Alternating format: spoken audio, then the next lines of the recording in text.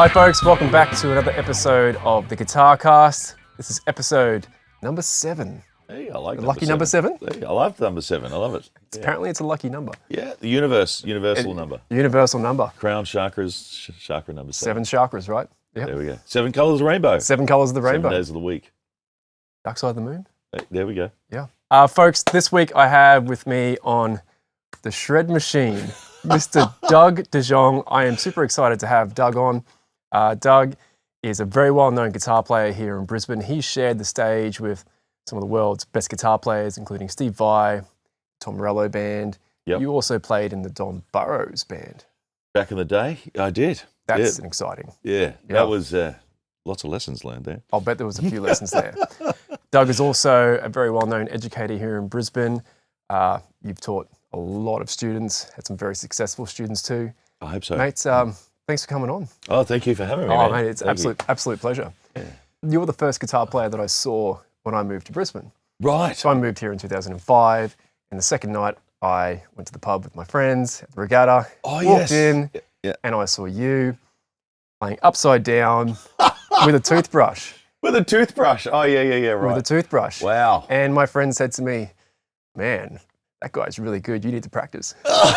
So, was he a guitar player too? Oh, my friends, yeah. Like, because wow. In the uni dorm where I was living, there was a lot of musicians there too, and we were just blown away.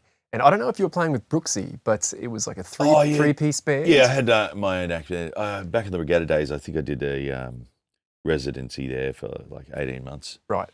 Top and tailing with the there was a cruise party boat called the Island. Yep. Back in the day, that was insane. I had quite a few nights. Yeah, right on the island. It was on the island. It was wow. rock and roll. Yeah. But you got to play on stage with Steve Vai. Yes. And I believe you spent some time with him. And growing up in the 90s, before internet, I had lots of guitar magazines, videos, cassettes of Frank Gambale, Steve Vai. Oh yeah. And the common thread amongst all the guys, Tony McAlpine, was number one, you have to practice. You need the contact time, whether it's 12 hours a day, 6 hours a day. Yeah. But there was never a talk of, here's how you do it in 5 easy steps. Right. Okay. It's possible, here's 5 efficient steps, but it was never, this is easy. Okay. Right. Awesome. How did you find being around Steve? Because he's quite an enigma. Oh, yeah. I mean, yeah. He's inspirational. Yeah. People, I think most consumers only see his just the guitar art. Right. I mean, you should check out his compositions. I mean, he did Halo 2. Yeah. I might sound like a fanboy because I am.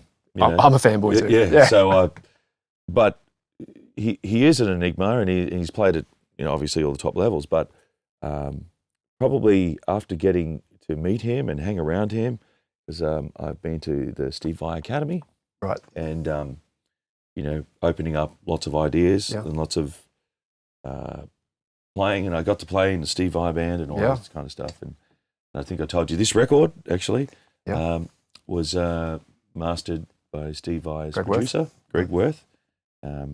He's an amazing man too. It's a great studio too. Oh, yeah. Wow. Yeah. Mate, next level. Seeing someone who does their thing and appreciating where does it come from. So to ask 5 easy steps, how do you do this at this level? Probably the best analogy is to have a pipe. Right.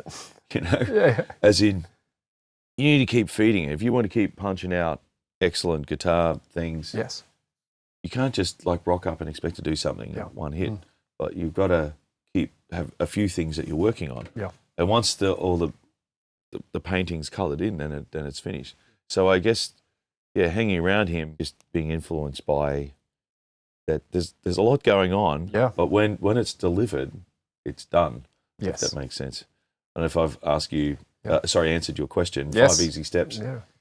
And I think the concept around that was I see a lot now, and I don't want to use broad stroke statements, but these days I see a lot on Instagram within music education, ads that I don't think are beneficial. right. Are you sick of practicing?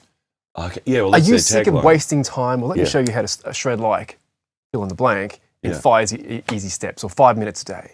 Right, I see what you mean. And I think for a young student, adolescent, even if they're, there's a lot of young guitar players that see that, it's a little bit confusing, especially if they have a one-on-one mentor who's telling them you need to put the contact in, the contact hours in. And then when you read articles with Steve Vai, Malmsteen about how much practice they did when they were younger, it wasn't 2 hours a day. No, it wasn't like 5 minutes a day. It was like 10 hours a day, yeah. They lived and breathed it, didn't they? And I think also too, Steve has this thing about when he's like getting ready to go on tour, he'll play the song off the record, 11 times, Right.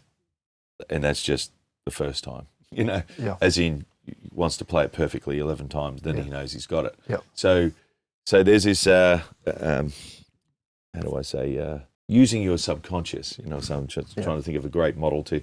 So your conscious mind is when you're thinking, and then when you're not thinking, it's when you're in flow state, using your subconscious. So music is all about this. I mean, in the real world, people at the gym are probably hearing music, but they're doing something, right? It's subconscious. The reason I say this, but using it in the same concept of when you're a player, I will be hearing the drums and the bass, as we'll soon see, and I'll be responding to things in flow state. If you ask me what scale I'm playing, I don't know, like consciously. I mean, I could work it out for you, but you're operating at a different. And that's a good state to be in. Yeah, a different level. When music flows. Yeah. And this flow state, people get it quite naturally dancing.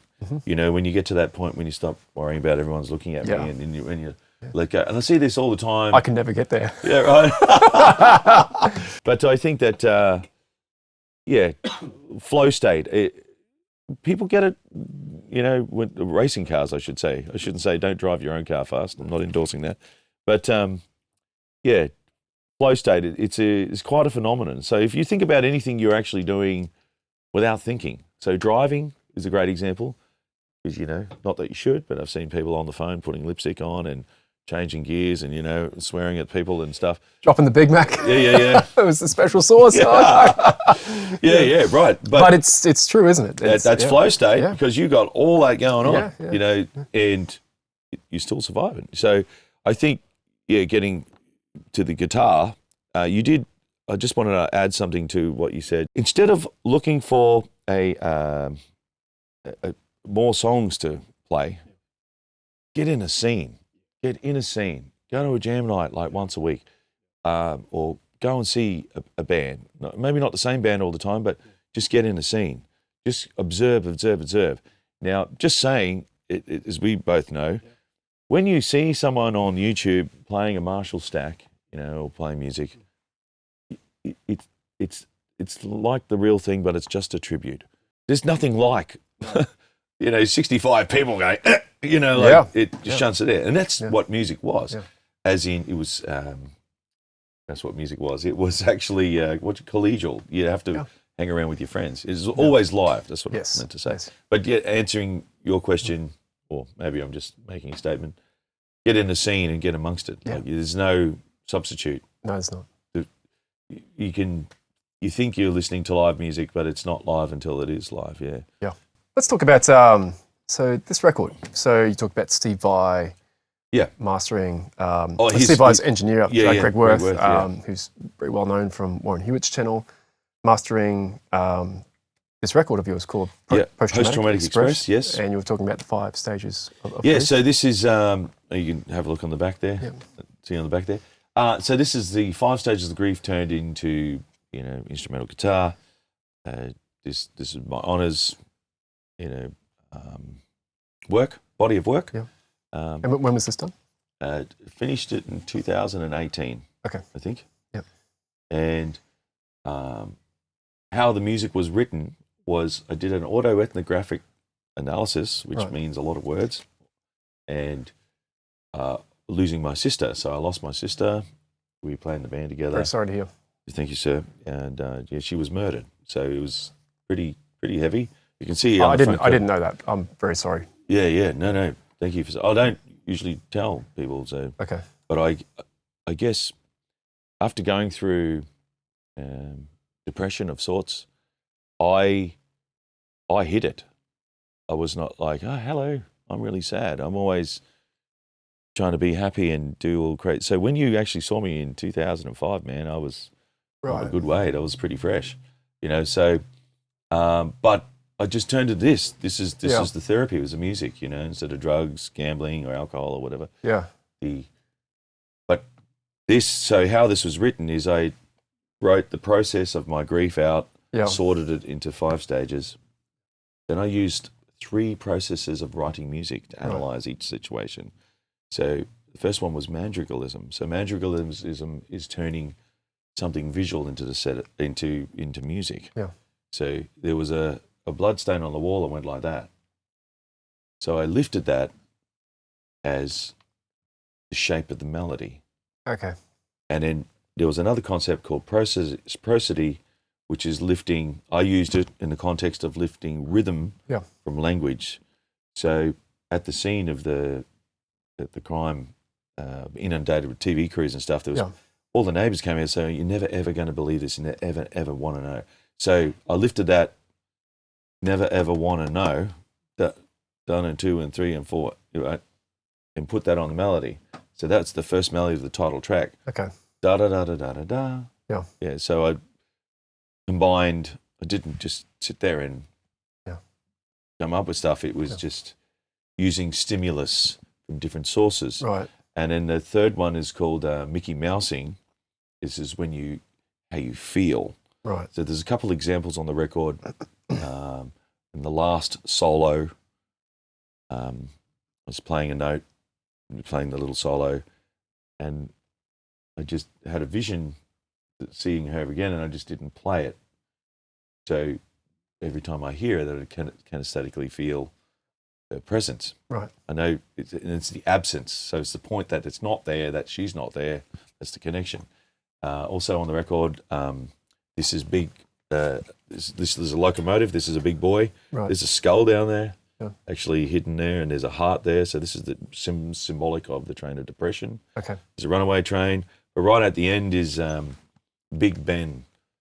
And actually, it's funny how this is episode number 7. There's 7 chimes of Big Ben right at the end on the last track. Okay. To symbolically connect. If I'm going to be a big boy and deal with my grief, I get interrupted by reality, symbolized by Big Ben, which is a clock. Right. So my point is, do we really get over our wounds? Because we have to go and live life, Right. But my point of doing this is to create it's a conversation starter for people that may be going through something. Okay. But I go and speak at International Men's Health Days and, other similar speaking events, all about the concept of making art to, it's therapy of sorts, to positively do that, get it out, but also communicate to the general public that when someone's going through grief, they may have these, non-linear emotions. Yeah.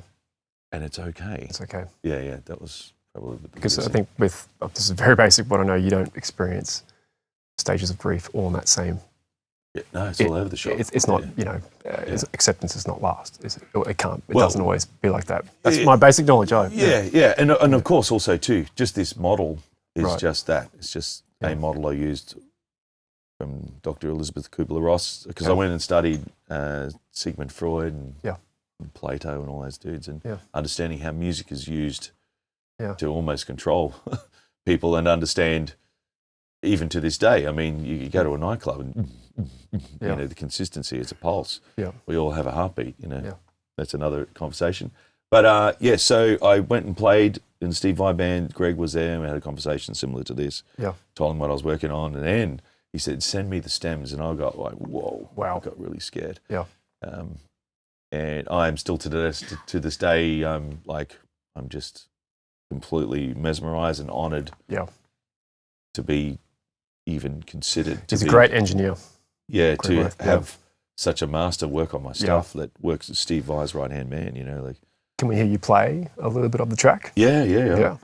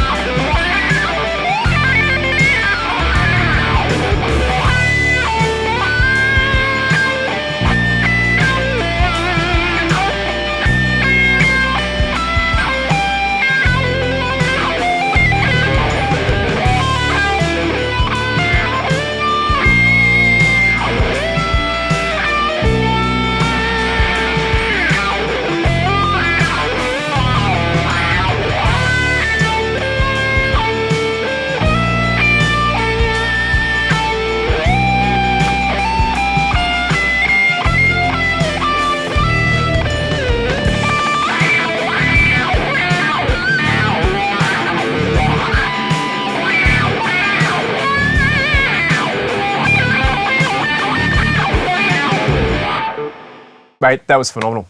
Yeah, Awesome. cool. I love the solo in that. Was that improvised? Yes, yeah, very much so. So what that song's called, depress, iron off, is the word depression. Right. Yeah, spaced out. So it's about running from help. So the first couple of that's very, very symbolic of harmonic minor type of thing. Yeah. But then I swapped to putting in the flat 2 in there. Yeah. To go, we're progressing here. But the whole point of the song is about running away from help. Okay. And so not knowing how to accept it, because people, trying to engage and say it's okay. But in the middle 8 per se, it's about just when you think it couldn't get any worse, it does.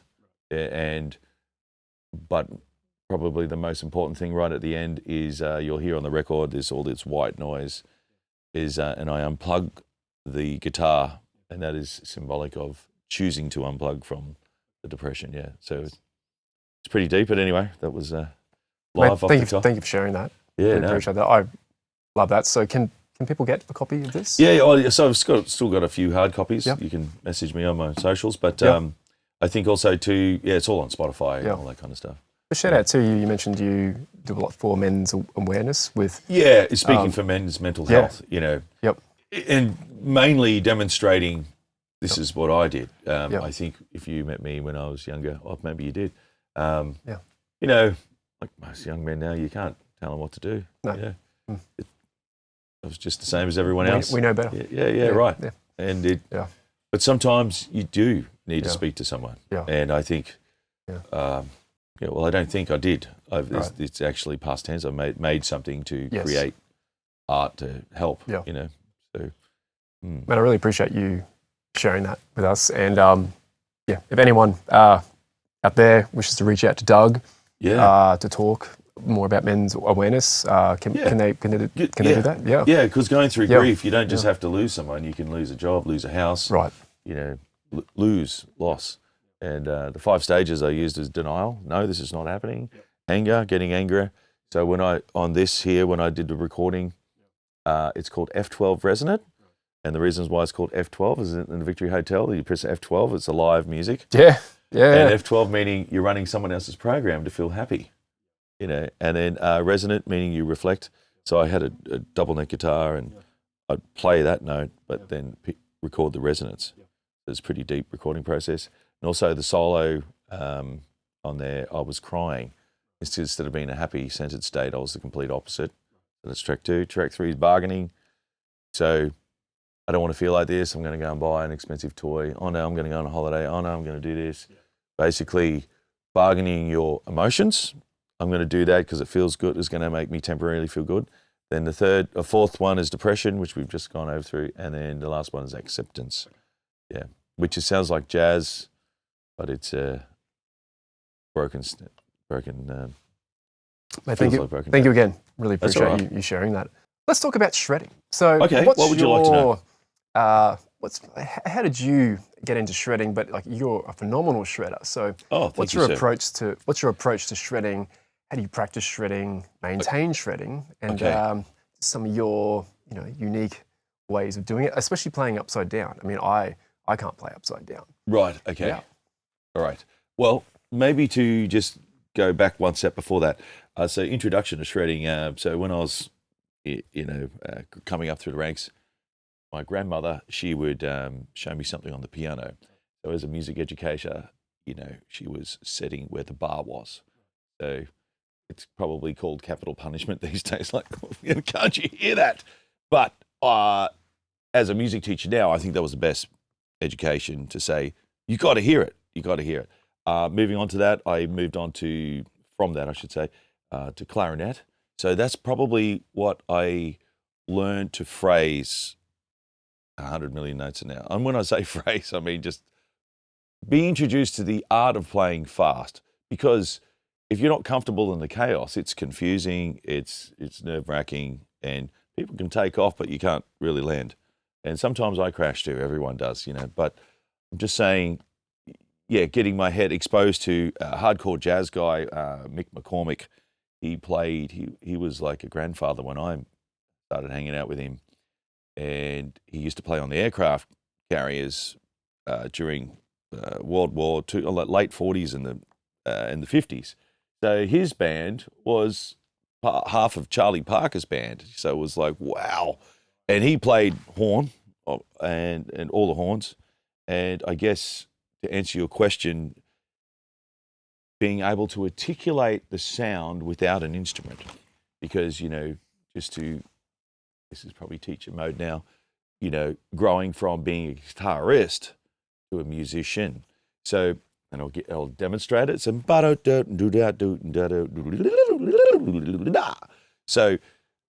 what I'm doing there is, visualizing, or what's the other thing? Audiation, I think it's called. Audiation. Right. Audiation is using your brain for melodic content. And it's a thing, so, and there's some kids I've seen like frightening, and then moving on to from audiation into synesthesia, where you can just see music everywhere. I'll explain that later. So anyway, getting into that, coming up, I can't remember where I was up to, but I remember getting booted out of the concert band when I was playing clarinet because I was mimicking the trumpets. They had da da da da da da da da, Right. and I was, I should have been playing support. Anyway, Shredding clarinet. yeah. And so listening to other instruments besides guitar. So to answer your question on point, got to listen to other things that do that. And the good thing about listening to a woodwind instrument, it's a one breath phrase. Right, cool. So whatever that is. So I guess it's learning how to breathe. However, bring the guitar. You can go to town. However. So let's. I'll give you some real life examples. I think this Interesting is on that breath phrase. Hearing Miles Davis talk to John Schofield about after you breathe, after your breath is finished, take a pause. Because guitar players just play, but a trumpet player has to breathe. Right. Saxophone player has to take a breath. Hence the word phrase comes from. Exactly. And it's a verbose. This is how we talk in phrases. We or have a pause. And the most important bit of anything that's said is, how do you feel? Stop. It's the pause. Yeah, it's the pause, that's where right. the action happens, So, here I'm saying that and I'm just about to start shredding. Anyway. Yes. So, did I answer your question? Yeah, so this is how you got into shredding, which led you to then playing guitar and wanting to play. Yeah, and I think also it being modelled. So I think a lot has been lost, I think. There's this concept called you can't raise a child by yourself. The child needs to be raised in the village. Look it up, Google it, it's a thing. But these days, what is the village? It's YouTube. So there's only content coming one way. There's no one saying, oh, you should do that. No, that doesn't feel right. You don't get all the interactions, which is the real education, or the emotions, you got to play something and you go, oh, that sucks. Why does it suck? Well, then you will, dig deeper and, want to be better. You have to go, it's an emotional, it's a mirror, you know. So, so getting back to what you were saying about actual exercises, but I just wanted to give you context. That's great. That it's not just pick up the guitar and play. That's right. Actively, the village. I didn't unpack the village. There was a massive bang at the garage because I actually really started playing in the garage. Actually, his name was Phil Wright, and he was in his DTs, his togs, because he was out there hose on lawn as you do. I thought it was the cops. Got really scared and I opened up the garage, and it was Phil saying, "Tune your guitar."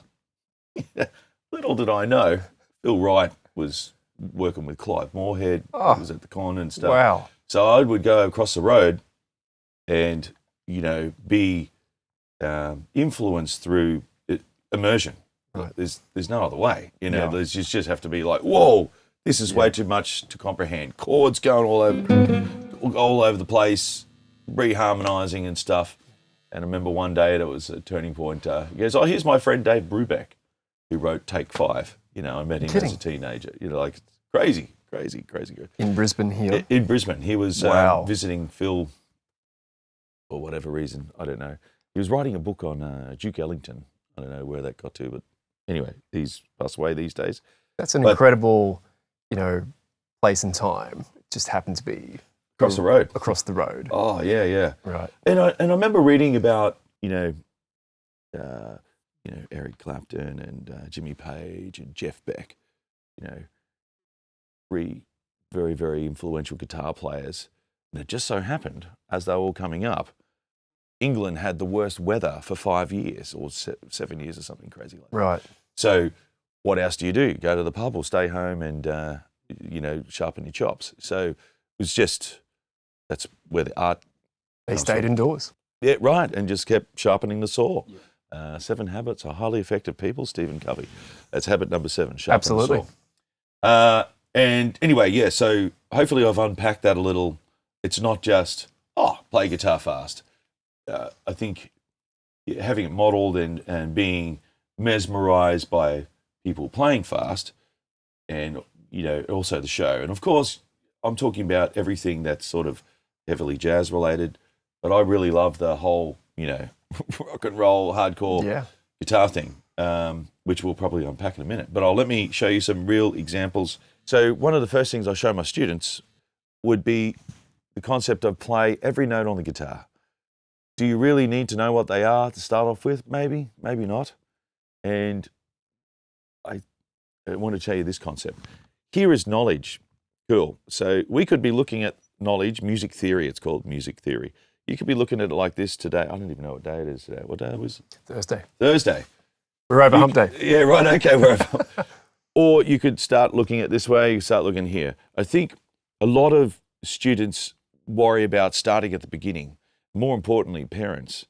But what is the beginning? Right. It depends on what you've been exposed to. Yeah. There's that, argument of subjective versus objective. Anyway, so just saying this is not the only start. This is a start. So my concept, principle, is to get the student to put their finger all over every single fret. So just the first exercise, you've probably seen this done to death before.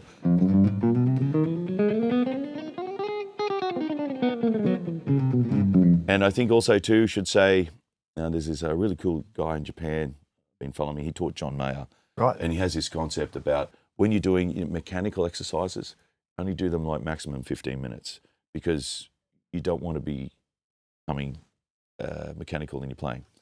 That's a really good point. Right. And stop on that. I Yeah. give students exercises, but I also then give them a song Yep. that is very similar to that exercise. Yep. So they then can have, the musicality part, like Eleanor Rigby, the melody played on guitar. Yeah, right. I've found is as good as sometimes doing a Dorian scale. Right, But I still give them the Dorian scale. Yep. Yeah, excellent. Yep. That's So good. it's an interesting point how you said practicing 15 minutes only Just on mechanics. Yeah. Yes. Like wax on, wax off. Yes. You're painting the fence. Yes. Maybe you spend a bit more time. But then the next bit is using it in flow state. Right. But I'll just give you some more exercises. I love these exercises. So I don't know if you can zoom in on that one. So I've got my odd numbers fingers here. So 1, 2, 3, 4. I've got odd up, even down. And I invert. Then I invert again, but starting on the pinky. Invert again.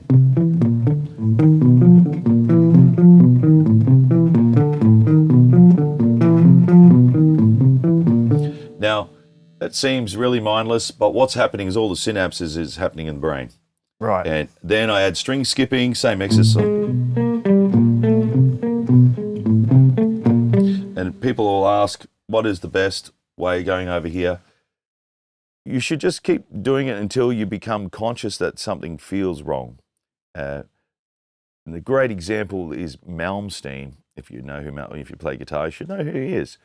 He famously had an interview with a Japanese reporter, and they said, "What do you do with your right hand?" He goes, "Not sure, never looked."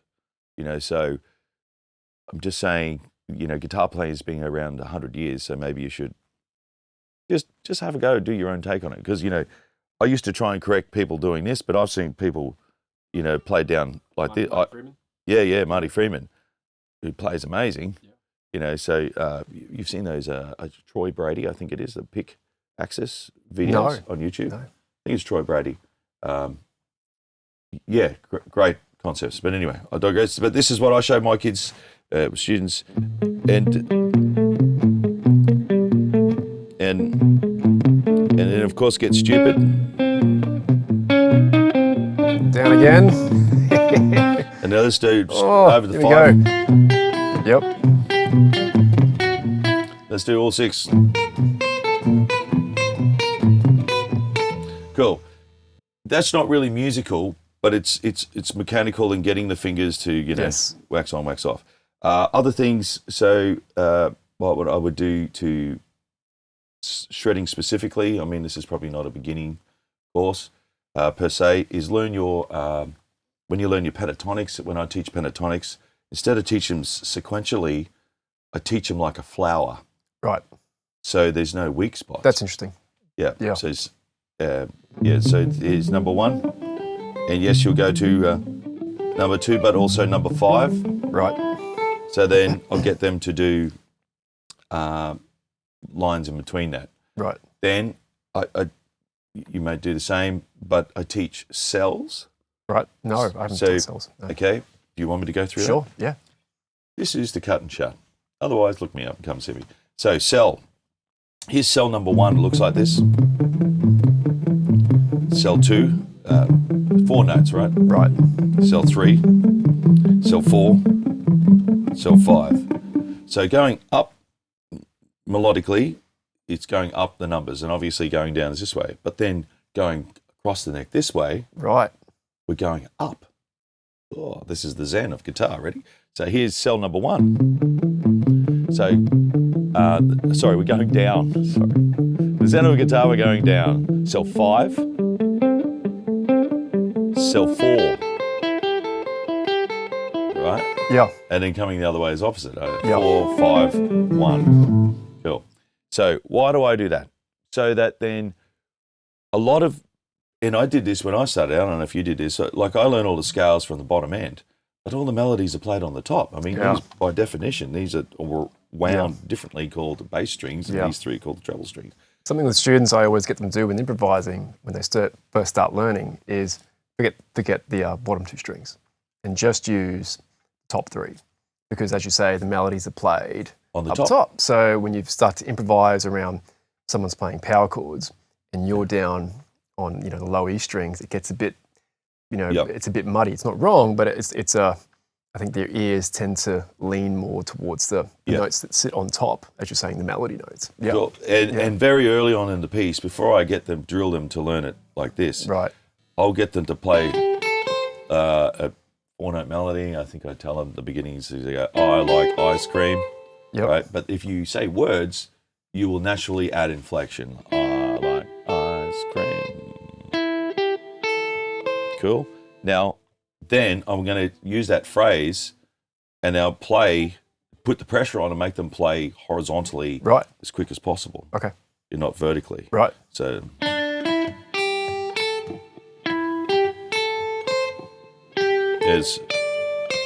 just swap the melody up. So I'd within say those cells? Yeah. Yep. So cell 3. Yep. Cell 4. Right. Cell 5. Cell 5 and cell 1. I know this. Anyway, why do we do that? Because in cell 1, then you can put the flat 5. Right. So then they can get cell 3, 4, cell 5. Right, cool. So then the power of the cell is that you can add edits on the fly. Right. And then, so we'll go one step further. So I've just added a 4-note cell, adding, the flat 5. And of course, just to be very, very clear in teacher mode, this is not the only way. This is one way to start thinking about the fretboard. Yeah. But this is a practical exercise because, and the next bit is to add a backing track, blah, blah, blah. Yeah. But the next bit, so you spoke specifically about, I guess, dare I say it, maybe shredding or per se, is you need to learn your 3 notes per string scales. Right.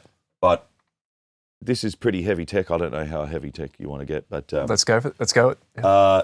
Is to learn your Deep dive. Deep dive. Yeah. To learn your 3 notes per string. How do I say? I call it clothesline theory. That's my trademark. So you see your fretboard in 5 chunks, but then you can see that all the extra notes. For example, Aeolian. That's the 3 notes per string. It's on YouTube somewhere. But this is the same concept, but same flavor mode.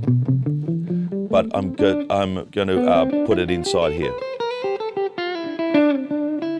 And I don't know, I'm getting too tech already, but no. So what I help my students understand is to play a cell. If you have 3 notes per string, that's 6 notes. So getting back to my concept before of learning a cell. Yes. Check this out. If I start on A minor, A, B, C, D, E, F, the 7 always lives south of 1. So in your mind, you're only having one idea. Yes. But if that makes sense. Yes. Cool. Yes. So you can play anywhere here. So this would be E Phrygian if you like. If you want to do like a how do I say? Oh well, that's E Phrygian from there. But I teach everything from root 6 as a chord function. Right. Have you done functions? Yes. Cool. So hopefully you're going to have to piece all these things. There's a couple of heavy concepts here. Hope it comes across. Chord function. So if this is a 6, cool, that's a 6. Or I could function as a 2. And you would need to know your Dorian scale. Yes. That's such an interesting point because I think within the minor modes, one of the things I always try to get my students to wrap their head around is Aeolian and Dorian. And what's the difference? Right. Because they're very close, but they're 2 completely different flavors. Yep. One will give you Dorian if you want to, it will give you a tropical vibe if you hang around that. I like that tropical vibe. Like that I don't want to talk the major 6, but the natural 6. Yep. You flatten that and you have the flat 6. Yep. Then you're in metal. Yep. More something students have called it's more melodic. And I went, well, they're both melodic, but I know what they mean. I guess it's maybe a little bit more sweet sounding. I think that comes back to the argument of subjective. If you've only listened to Dorian all day long, like Santana or whatever, it probably sounds quite natural to hear that. That's right. The major 6, or I don't know, everyone else. Yes. Being Aeolian, hearing the flat 6. Yeah. But that's a brilliant way of thinking about it. I haven't thought about the fretboard in that way before. So it's very interesting, the cell. I've heard people mention that, but how you explained it really makes a lot of practical sense. And I think that's the big thing is with concepts. People ask me about certain ways of learning, and I always look at the practicality. I say, that's great to learn that, but then when you sit down to try and actually perform, make music, is it going to be beneficial? But that would be very beneficial. Right. And I think also too, just, generation iPad, they want to just get to the shred straight away. Yeah. Give me the sugar. Yeah. And I'm not saying it's bad because you've got to do what you got to do. And as another concept about, we were talking before, teacher, tutor to a threshold becomes coach. Yes. I just think that being in music education, that there's the performance part, everyone expects perfection, but the reality, it's not. You can go and see, or maybe I shouldn't give that example, but if you go and see something live, it's rock and roll. Like it's real. If the drummer drops a stick, it's not a bad show. That's what happened on the day. Probably a better analogy is an aircraft. If you're taking off, you're going to fly somewhere, there's a storm. Oh, well, we're going to do something slightly different, but we're still going to get back to where we are. Yeah. So I'm just saying about performance. There's a lot of expectation for younger people learning music about you've got to make sure they have an excellent performance for the people paying the bills or whatever. Right. So I just want to unpack this thing about being tough and have high expectations because your ensemble or your band or whatever group is a reflection of that. But I did really want to unpack this because I've seen it many times, is that if we're learning music and as soon as there's this, I don't know how, maybe I need to learn a better way to disconnect from being the teacher to being the coach. And I'll give you an example. Yeah.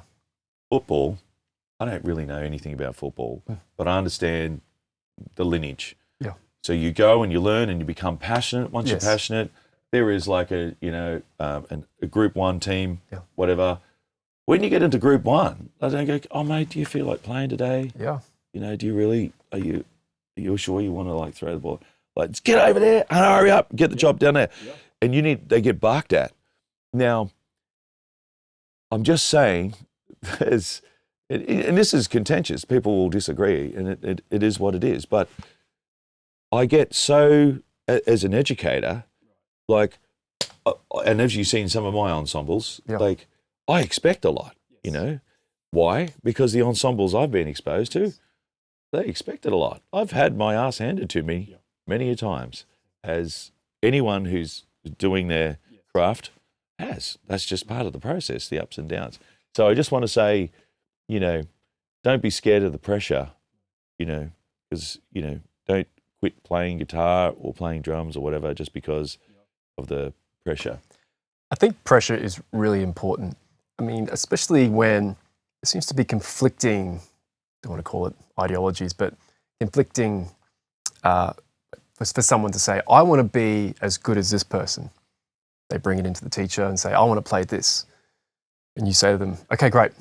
Well, to do that, you know, from my professional experience and from the people we've learned from, you have to do X, Y, Z, which is tough, requires some dedication, requires daily practice, requires a technical ability to do that. Right. Or, you know, you have to train a certain technique, whether it's a muscle, to be able to do that.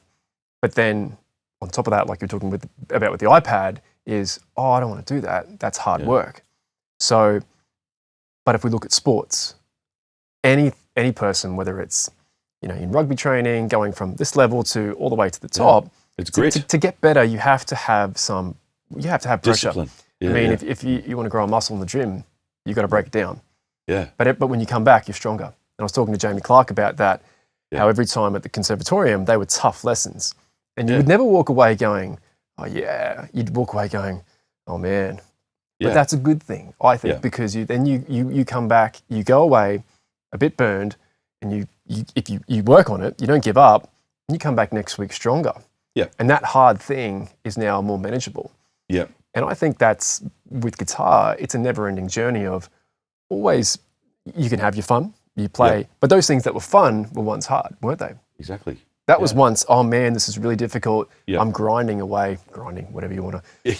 You know, that's I don't use that word, but you know, it is a bit grindy, right? Where you're just like, you got to apply effort. You got to apply effort. Yeah. And without that, if everything you sit down to play is fun and manageable, well, are you really getting better? Right. Well, are you learning? Yeah, I say no. Yeah. You know, but don't get me wrong. That's why I articulated the 3 Venn diagrams. Right. So when someone does, and I'm talking teacher mode now, when a student doesn't have like quite an excellent performance. Yes. So, okay, cool. Let's look at the diagram. Yeah. Are you doing sharpening your saw? Are you doing any practice? Yes. Yes. Okay, cool. Well, have you actually got together with a band at least 10 times? Yeah. Okay, maybe not. Okay, well, maybe there's the problem. Yeah. So just articulate the process. I just feel that, you know, there's nothing wrong with someone being passionately upset with you to expect better. Yeah. I've had many mentors that I've learnt off. And rip your head off? Yeah, rip my head off and, you know, call it all sorts of things that you know, you can't now. But even within audio and people I've played around that absolutely, you know, hand it to you, but you don't quit. And if I did quit around those people, well, I wouldn't be better. So when I first started playing with Brooksy, man, I couldn't keep up. Right. But I learnt so much from Brooksy and Scotty and Steve because I was, 20 and they're in their sort of late 30s. But if I gave up, I wouldn't have progressed and learned to play groove, really play rock well. Yep. I played with a Turkish person, Mehmet, who I'm not sure, Mehmet just shreds. And first time I played with him, like, it just made me better. So I'm a big advocate of getting around people who are better than you. Right. Being around you today. Oh, wow. Thank you, sir. I hope I'm going to go home and go, wow, I really need to practice what Doug, but I think it's a never ending process. But if that mentality, you can have that mentality from a young age, which I think growing up younger, we just went, okay, well, this is a hard teacher, but and mum and dad would probably say, you need to practice. Yeah. He's not doing the wrong thing. Oh, totally. I remember meeting Barry Morton. Oh, yeah, Barry. So I studied under Barry. For those in Brisbane will know Barry. Yeah. Rest his soul now. Yes. But he studied with Joe Pass back in the day. Right. And I remember the very first time I met Barry, I was like, "G'day, my name's, I don't care who you are. You sit down and you play your scales. If you can't play your scales, you're out." Right. Yeah. Like, wow. Yeah. And I mean, I'm like simulating it now, but like this was in front of the whole auditorium. Yeah. I was like, okay, better play my scales. Right. And I remember, and that was extremely humiliating, but it's character building. Like, it's funny now. Yeah. And so now when I get, I still actively search and study under lots of different people. Right. That, you have to be okay with not getting everything done in a heartbeat. Yeah. I love motor cars and stuff. I still learn stuff all the time when I take it to someone who knows more than me about it. So you just have to be okay with learning. It's okay. And I really think that, not to take it personally that some people will be frustrated. The only reason I'm saying is because the arts needs support, like, especially in this town.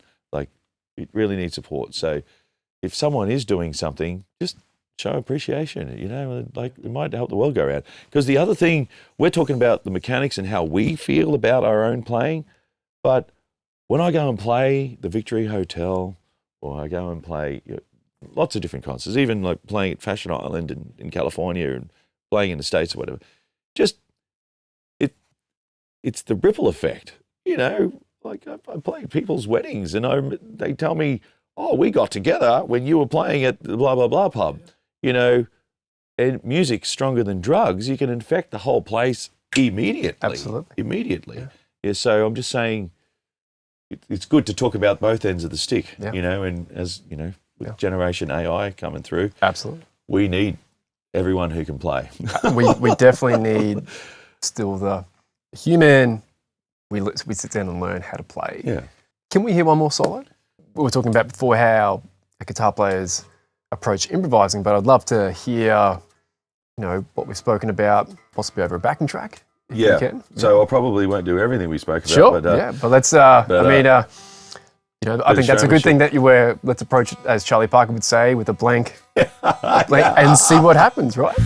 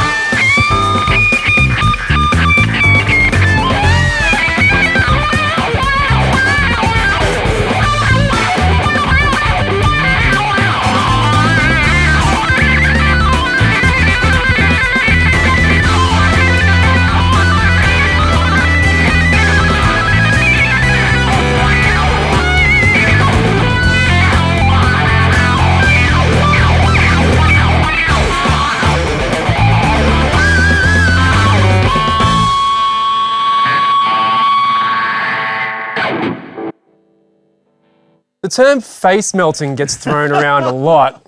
That's my patch name. I don't know. I'm pretty sure it was melted by bar 2. I don't know what's left of my face, but yours is still intact. Folks, this is Doug Dejong. As I mentioned at the start, the shred machine. So, thank you, sir. Mates, mate, thank you so much for coming on the show. It's been an absolute, as I said, everyone who's coming on the show, I just feel really privileged that you come on because I saw you shred like that at the regatta when, you know, I first came down here.